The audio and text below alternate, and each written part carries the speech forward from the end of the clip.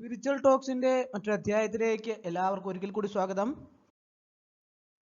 എല്ലാ നാളുകാർക്കും എപ്പോഴും ഭാഗ്യമല്ല കുബേരയോഗം എന്നത് ചില നക്ഷത്രക്കാർക്ക് ഈ ചിങ്ങമാസം മുതൽ സർവ്വ ഐശ്വര്യവും ധനനേട്ടവും അഭിവൃദ്ധിയും ഉണ്ടാകും.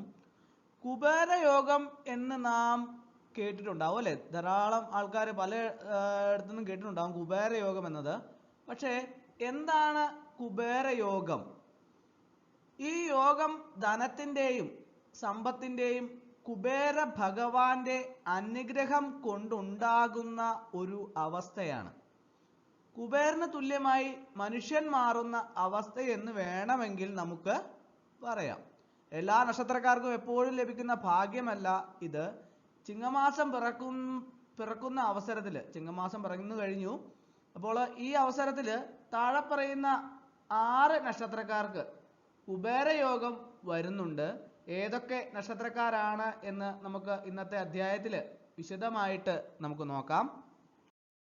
ആദ്യത്തെ നക്ഷത്രം തിരുവോണം നക്ഷത്രമാണ്. ഇവർക്ക് ഇതുവരെയുള്ള ദുഃഖം മാറുന്ന സമയമാണ് വരുന്നത്. ഇവരുടെ ജീവിതത്തിൽ കുബേരാനുഗ്രഹത്താൽ സർവ്വ ഐശ്വര്യം വന്നു ചേരും. ഇവർ ഏതു മേഖലയിൽ പ്രവർത്തിച്ചാലും ധനം വന്നു ചേരും. കമിഴ്ന്നു വീണാൽ കാൽപ്പണമെന്ന് പണ്ടുള്ളവർ പറയാറുണ്ടല്ലോ. ഈ വാക്ക് ശരിയാകുന്ന രീതിയിൽ ഇവർ എത്തുമെന്ന് സാരം. സൗഭാഗ്യത്തിൻ്റെയും ഐശ്വര്യത്തിൻ്റെയും കൊടുമുടി കയറാൻ പോകുന്ന സമയമാണ് ഇത്.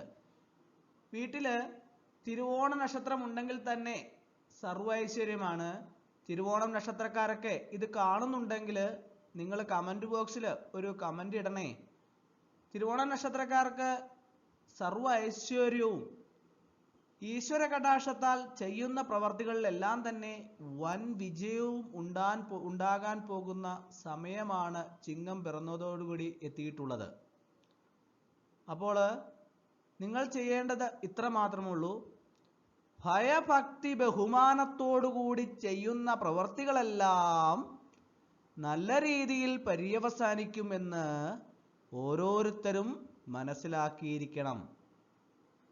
നമ്മുടെ പ്രവർത്തികൾ അത് പൂർണ്ണ ഫലവത്താകണമെങ്കിൽ അത് നല്ല രീതിയിലുള്ള പ്രവർത്തനമായിരിക്കണം. ഈശ്വര കടാക്ഷം ഉണ്ടെങ്കിൽ മാത്രം നമുക്ക് വിജയിക്കാൻ സാധിക്കില്ല. പണ്ട് നമ്മുടെ പൂർവികന്മാർ അല്ലെങ്കിൽ മുത്തച്ഛന്മാരും മുത്തച്ഛന്മാരൊക്കെ പറയുന്നത് നിങ്ങൾ കേട്ടിട്ടുണ്ടാവും അല്ലേ? താൻ പാതി ദൈവം പാതി എന്നാണ്.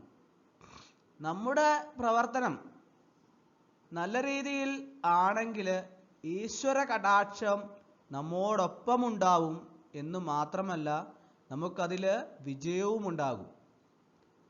നമ്മുടെ പ്രവർത്തനം എത്ര നല്ല രീതിയിലും നന്മയോടും കൂടി സമൂഹത്തിന് നല്ല രീതിയിൽ ഉതകുന്ന രീതിയിൽ ചെയ്താൽ എല്ലാവിധ അനുഗ്രഹങ്ങളും ഭഗവാൻ നമുക്ക് നൽകുന്നതാണ്. അപ്പോൾ ഓരോ നക്ഷത്രക്കാരും ശ്രദ്ധിക്കേണ്ട ഒരു പ്രധാനപ്പെട്ട കാര്യമാണ്, കുബേരയോഗം ഉണ്ട് എന്ന് പറഞ്ഞ് നമ്മൾ വെറുതെ ഇരുന്നാൽ നമുക്ക് ഒരു കാര്യവും ലഭ്യമാവുന്നതല്ല. നമ്മൾ പ്രവർത്തനങ്ങൾ നടത്തുക മാത്രമല്ല, പ്രവർത്തനത്തിൽ ഈശ്വര വിശ്വാസത്തോടു കൂടിയുള്ള ഒരു പ്രവർത്തനമാണ് നമ്മൾ ചെയ്യേണ്ടത്. പ്രസ്തുത പ്രവർത്തനത്തിലൂടെ ഭഗവാനിലെല്ലാം അർപ്പിച്ച് എല്ലാവർക്കും നന്മ വരണമെന്ന ആഗ്രഹത്തോടു കൂടി ഒരു ദുഷ്ചിന്തയും മനസ്സിലില്ലാതെയുള്ള പ്രവർത്തനങ്ങളാണ് ഓരോ നാളുകാരും ചെയ്യേണ്ടത്. അപ്പോൾ അടുത്ത നക്ഷത്രം ഏതാണെന്ന് നോക്കാം. അടുത്തത് മൂല നക്ഷത്രമാണ്. ഒരുപാട് പ്രശ്നങ്ങളിലൂടെ കടന്നു വന്നുകൊണ്ടിരിക്കുന്ന ഒരു നക്ഷത്രമാണ് മൂലം. ഇവർക്ക് സന്തോഷത്തിൻ്റെ ദിവസങ്ങളാണ് വരിക. കുബേരൻ്റെ അനുഗ്രഹത്താൽ ഇവർക്ക് സമ്പന്നതയുടെ ദിവസങ്ങൾ വന്നു ചേരുന്നു. ഇവരുടെ ജീവിതത്തിൽ മനപ്രയാസത്തിൻ്റെ കാലം മാഞ്ഞു പോകുന്നു. കുബേരയോഗത്താൽ സമ്പന്നത കൈവരുന്ന നാളുകളാണ് ഇവർക്ക് വരുന്നത്. മൂലം ഗ്രഹനാഥന്മാരുണ്ടെങ്കിൽ ആ വീട്ടുകാർക്ക് മുഴുവൻ നല്ല കാലം വരും. ധനക്ലേശമെല്ലാം മാറിക്കിട്ടും. കുബേര ഗായത്രി മന്ത്രവും ദിവസവും ചൊല്ലി പ്രാർത്ഥിക്കുന്നത് അത്യുത്തമമാണ്. നമ്മൾ ലളിതാ സഹസ്രനാമം വായിക്കുന്നവരുണ്ടാകും അല്ലേ? നമ്മൾ നിത്യവും ലളിതാ സഹസ്രനാമ പാരായണത്തിലൂടെ ഭഗവതി അമ്മ നമുക്ക് ഒരു അനുഗ്രഹം തരും. എന്താണ്? നല്ല രീതിയിൽ ചിന്തിക്കാനും നല്ല രീതിയിൽ പ്രവർത്തിക്കാനും നമ്മുടെ മനസ്സിനെ നല്ല രീതിയിൽ നയിക്കാനുമുള്ള ഒരു അനുഗ്രഹം ഭഗവതി അമ്മ സഹസ്രനാമ പാരായണത്തിലൂടെ എല്ലാവർക്കും നൽകും. അതേ സങ്കല്പ രീതിയാണ് നമ്മൾ ഓരോ നാളുകാരും പ്രാവർത്തികമാക്കേണ്ടത്.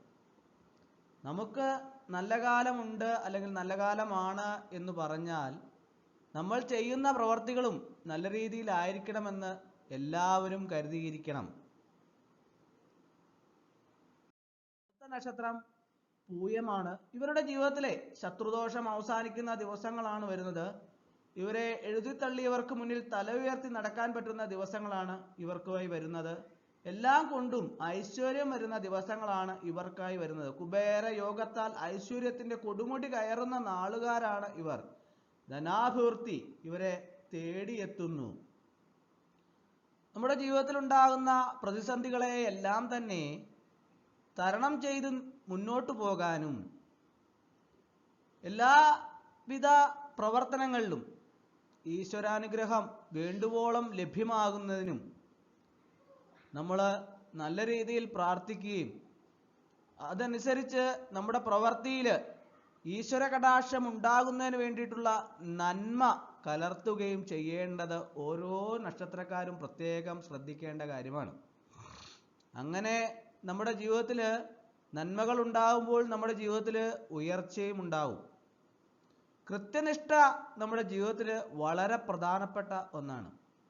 കൃത്യനിഷ്ഠയോടുകൂടിയുള്ള ഒരു ജീവിതമാണ് ഓരോ നക്ഷത്രക്കാരും ചെയ്യേണ്ട പ്രധാനപ്പെട്ട കാര്യം.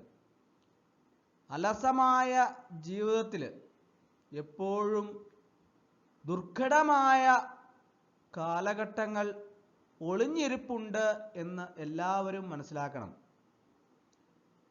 നമ്മുടെ ജീവിതം ഐശ്വര്യപൂർണമാകുന്നതിന് വേണ്ടിയിട്ട് നമ്മുടെ ജീവിതത്തിൽ നല്ല പ്രവർത്തികൾ എപ്പോഴും ചെയ്യേണ്ടതാണ്. നല്ല ചിന്ത, നല്ല പ്രവൃത്തി, നല്ല പെരുമാറ്റം ഇതെല്ലാം തന്നെ നമ്മുടെ ജീവിതത്തിൽ ഉയർച്ച നൽകുന്ന ഒന്നാണ്. അടുത്തത് അശ്വതി നക്ഷത്രമാണ്. ഇവർ ചിങ്ങം പിറക്കുന്നതോടെ കുബേരയോഗത്തിലേക്ക് കാലെടുത്ത് വയ്ക്കുന്നു. ഇവരുടെ ജീവിതത്തിലേക്ക് വളരെ അപ്രതീക്ഷിതമായ പല മുന്നേറ്റങ്ങളും ഉണ്ടാകുന്നു. പല രീതിയിലും ഇവർക്ക് ധനാഗമം ഉണ്ടാകുന്നു. ഇവർക്ക് നിർണായകമായ പല കാര്യങ്ങളിലെയും കടന്നു പോകുന്ന പല നേട്ടങ്ങളും നേടുന്ന ദിവസങ്ങളാണ് വരാൻ പോകുന്നത്. അടുത്തത് അനിഴ നക്ഷത്രമാണ്. ഇവർക്ക് ജീവിതത്തിൽ ഇതുവരെയുള്ള സാമ്പത്തിക പ്രശ്നങ്ങളെല്ലാം ഇല്ലാതാകുന്ന ദിവസങ്ങളാണ് വരുന്നത്. കടബാധ്യതകളൊക്കെ എല്ലാം മാറിക്കിട്ടും. കുബേരന്റെ അനുഗ്രഹത്താൽ ദുരിതങ്ങൾ തീർന്ന് ധനം ധാരാളമായി വരാൻ സ്വന്തമായി സമ്പാദ്യം ഉണ്ടാക്കാൻ പോകുന്ന ദിവസങ്ങളാണ് വരുന്നത്. ഇവർ ധനത്തിന്റെ മുകളിൽ ഇരിക്കാൻ പോകുന്ന ദിവസങ്ങളാണ് ഇവർക്ക് വരുന്നത്. അടുത്തത് രേവതി നക്ഷത്രമാണ്. ഇവർക്ക് ജീവിതത്തിലെ പല വഴിത്തിരിവുകളും ഉണ്ടാകുന്ന സമയമാണ്. ഇവർക്ക് വലിയ രീതിയിൽ സാമ്പത്തിക നേട്ടങ്ങൾ ഉണ്ടാകുന്നു. എല്ലാ നേട്ടങ്ങളും സാമ്പത്തികമായ രീതിയും കടബാധ്യതകളിൽ നിന്നൊക്കെ ഉയർച്ച നേടാനും സാധിക്കുന്ന ദിവസങ്ങളാണ് വരുന്നത്. ഇവർ ഉള്ള വീട്ടിൽ തന്നെ ഇതിന്റെ ഗുണം ലഭിക്കും. ഈ നാളുകാർ വീട്ടിലുണ്ടെങ്കിൽ അതിന്റെ ഗുണം വീട്ടിലെ എല്ലാവർക്കും ലഭിക്കുമെന്ന് പറയാം. അപ്പോൾ ചിങ്ങമാസം പിറന്നു, ഒരു പുതുവർഷമാണ്. എല്ലാവർക്കും നല്ല കാലം ആശംസിക്കുന്നു. അതോടൊപ്പം തന്നെ നമ്മുടെ പ്രവൃത്തിയിൽ നല്ല രീതിയിലുള്ള കർമ്മങ്ങൾ ചെയ്താൽ ജീവിതത്തിൽ നല്ലത് മാത്രമേ ലഭിക്കുകയുള്ളൂ. ഈശ്വരന്റെ അനുഗ്രഹം എല്ലാവർക്കും ലഭിക്കുമാറാകട്ടെ. പ്രാർത്ഥനയോടെ നിർത്തുന്നു. ഇന്നത്തെ അധ്യായം എല്ലാവർക്കും ഇഷ്ടമായെന്ന് വിചാരിക്കുന്നു. ഒരിക്കൽ കൂടി നന്ദി പറഞ്ഞു നിർത്തട്ടെ. നന്ദി, നമസ്കാരം.